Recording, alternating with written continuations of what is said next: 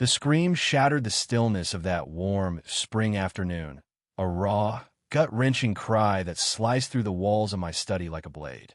I was elbow-deep in case files, the dry legalese of juvenile crime reports blurring before my eyes.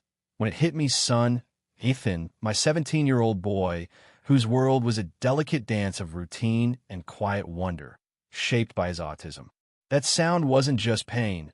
It was terror, pure and primal, ripping apart the fragile piece he clung to.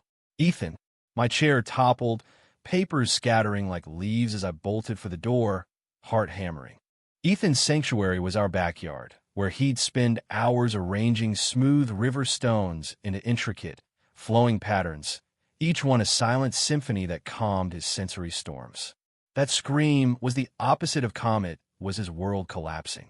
As chief of the city's juvenile crimes division, my mind raced through worst-case scenarios. A fall, a stray dog, something sharp.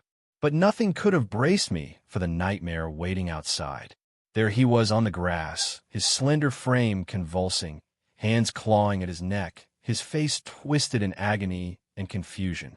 His carefully crafted stone mosaic lay in ruins, kicked apart by his thrashing. And there, cinched tight around his throat, was a black dog shock collar, its metal prongs glinting like fangs in the sunlight. Ethan! I dropped to my knees, hands shaking as I fumbled with the buckle, desperate to free him.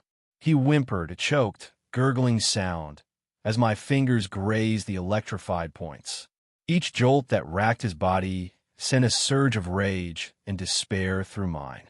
My eyes scanned the yard, frantic for answers, and then I saw her Margaret Hensley, standing just beyond our low picket fence, a small black remote clutched in her hand. Her thumb was still on the button, her face not a mask of panic or regret, but a cold, righteous smirk, as if she'd just disciplined a misbehave vying pet. Margaret! Her name tore from my throat, raw and guttural. What the hell have you done to my son? She flinched, her thumb jerking off the button. Ethan's spasms eased into trembling, but his eyes were wide, vacant with terror. Margaret had the gall to look offended, her voice sharp as she snapped. Mr. Carter, your son was disturbing the neighborhood again with those strange noises and obsessive behavior ors, right where everyone could see. He needs to learn what's acceptable in Willow Grove. Acceptable? I ripped the collar off Ethan's neck, revealing angry red welts blooming on his pale skin. The air reeked of burnt hair and ozone. You put a shock collar on my disabled child, you monster. You tortured him.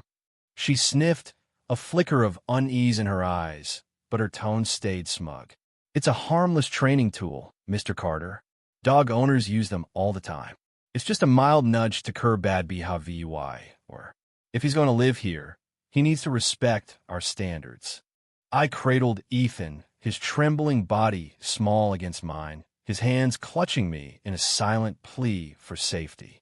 He's not a dog, Margaret, I said, my voice low, shaking with barely contained fury.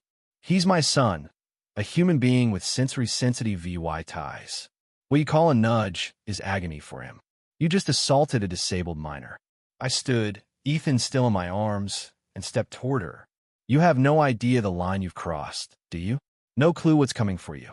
Margaret puffed up, her years of bullying Willow Grove residents with HOA fines GIVY-ing her a false sense of invincibility. I'm a board member, Mr. Carter. I have a duty to uphold Willow Grove standards. His behavior or lowers profit. For the first time, fear flickered in her eyes. Hate crime? That's absurd. I'm a pillar of this community. I didn't blink. You'll explain that to the police. As I carried Ethan inside, his ragged, breathing a knife in my chest, neighbors began peeking out, drawn by the commotion. This wasn't just a personal horror, it was a war against a tyrant hiding behind HOA bylaws.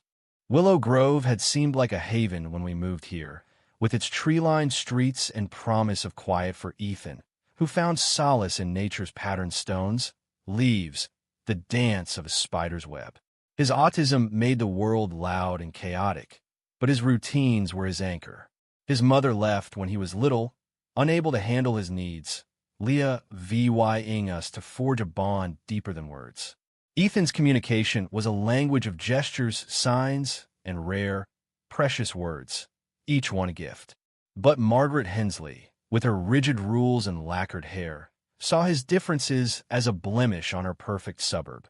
Her reign began a year ago when she joined the HOA board, turning its rulebook into a weapon. She'd fine people for lawn gnomes, scold them over trash Ken's left out too long, even dictate shutter colors. Ethan first caught her ire one autumn day in the park, flapping his hands and humming softly at a flock of geese overhead his way of expressing joy. Margaret swooped in, her voice like ice. "Mr. Carter, control your son. Those noises and movements are unsettling. This community values normalcy." I kept my cool then, explaining Ethan's autism, his right to exist in public spaces.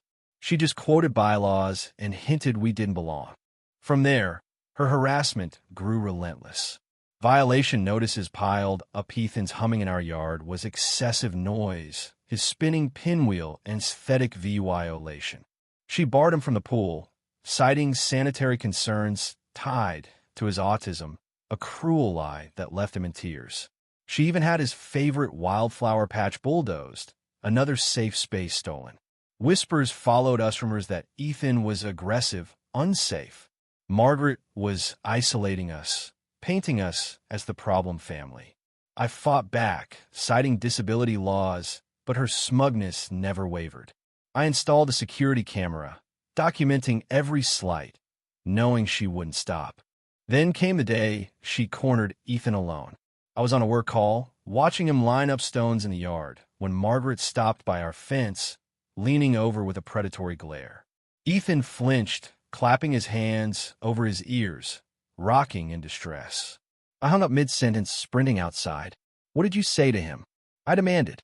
She claimed he was throwing stones at a neighbor's rosacea lie.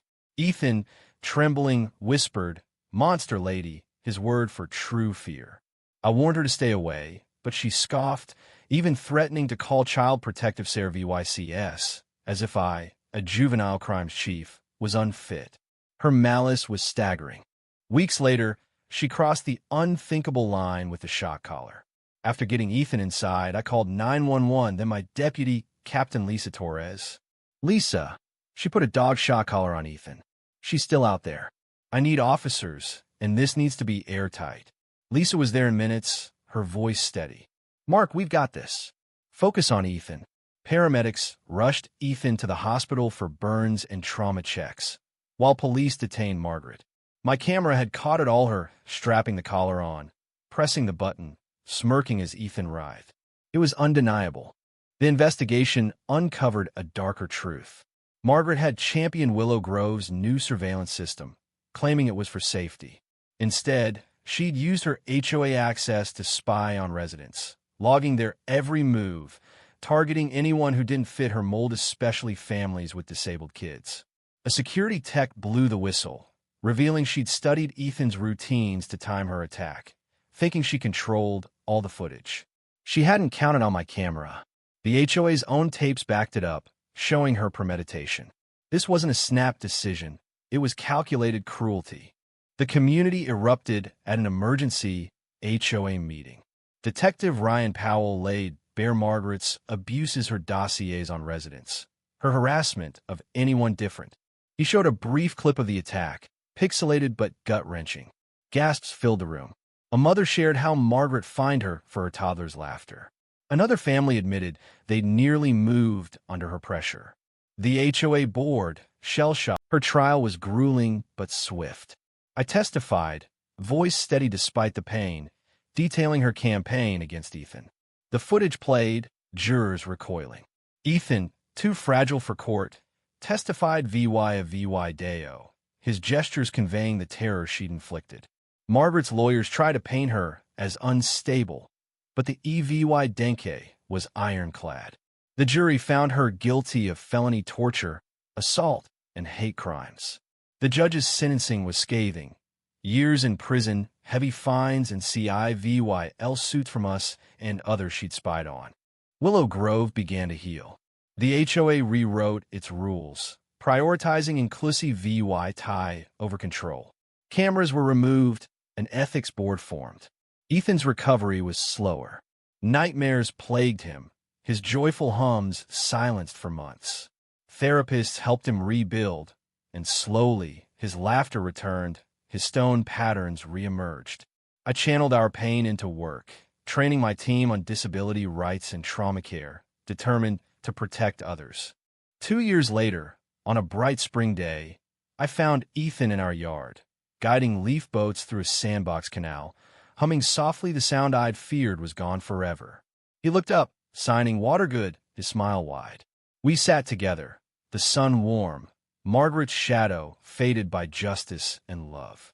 Willow Grove was no longer her fiefdom, but a place striving for compassion. What do you think in a community ever fully heal from such betrayal? Should HOA boards have any power over personal expression, or are they just breeding grounds for petty tyrants like Margaret? Was her punishment enough? Or should the system have done more to protect Ethan sooner? Drop your thoughts below, hit that like button if this story hit you hard, and subscribe for more real-life dramas that'll keep you on edge.